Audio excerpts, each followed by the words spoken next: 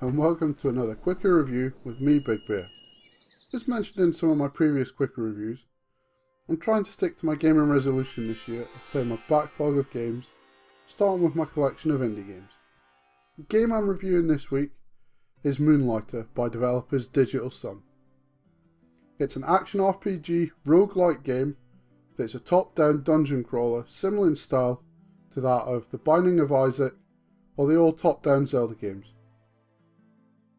Okay, so when the game begins, you're introduced to a shopkeeper by the name of Will. You find out he has a store in a small trading town called Renoka? Not quite sure if that's how you say it. Renoka is found next to an excavation site, which has unearthed a set of gates that lead to various realms and dungeons. This in turn attracts adventurers and heroes alike to seek fame and fortune. When you finally get control of Will for the first time, it's inside one of these dungeons, where you get to explore, pick up items, loot chests, and fight enemies with a brush. Wait, a brush? Unsurprisingly, you don't last very long, however, before you find yourself back in your shop. It is here where you learn what the main plot of the game is, which is although Will has inherited this shop, it isn't what he really wants to do. Will wants to kick ass and chew bubblegum. There are two main elements to the gameplay of Moonlighter. First is the traditional roguelike dungeon crawler. In the game you venture through 4 different dungeons, the Golem, Forest, Desert and Tech dungeons. Each have 3 floors with a final boss fight at the end. Once completed, you gain access to a 5th and final realm. I'm still yet to complete the game, so this is still a mystery to me, but I can't wait to find out what's behind that door. The dungeons are randomly generated, so are different every time you enter. They also increase in difficulty as you progress through them.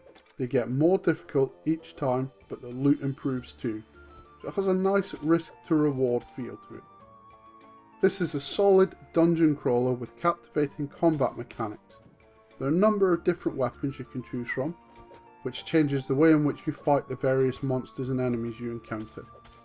One of my favourite mechanics of the game is the item management system. It's not just a simple case of having 20 slots in your bag and only being able to fill it with 20 items, or a 50 kg limit and being over encumbered when you go above that, which is literally the worst gaming mechanic ever invented. Moonlighter's item management system is clever because it effectively gives you 2 inventories. You have your personal inventory and your bag inventory, which is important to know the difference. Because if for whatever reason you pass out in a dungeon, you lose everything that's in your bag inventory, but you keep anything that's on your person. So anything you particularly want to keep, make sure you put it on your person. The second part of the item management system, which is really clever, is some of the items when you pick them up are cursed. These curses can cause other items to be destroyed when you leave the dungeon, or are that fragile that if you take any hits from enemies, they may break. So you have to be really careful with what you're doing.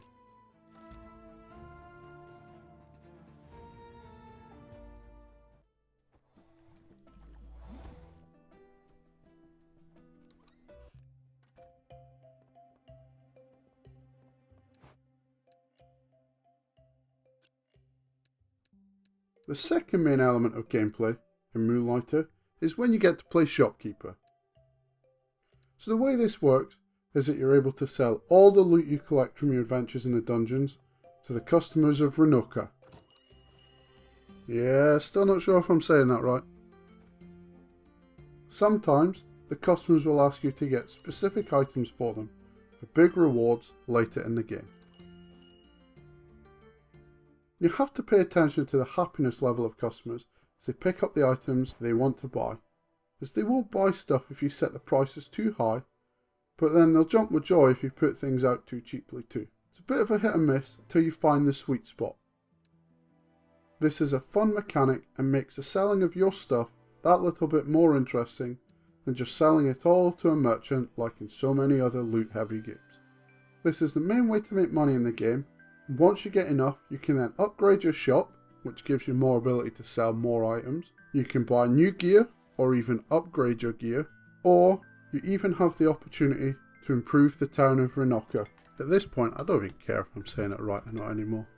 Doing this attracts more people to the town, which then gives you the ability to enchant and upgrade your weapons more, and in some cases get items that improve your shop's ratings with the customers. The visuals of Moonlighter are a throwback to the old 8-bit days, which gives the game a nostalgic charm. I love the overall style of the game. I particularly love some of the enemy designs, especially the green monster who comes searching for you if you spend too long in a dungeon. So don't.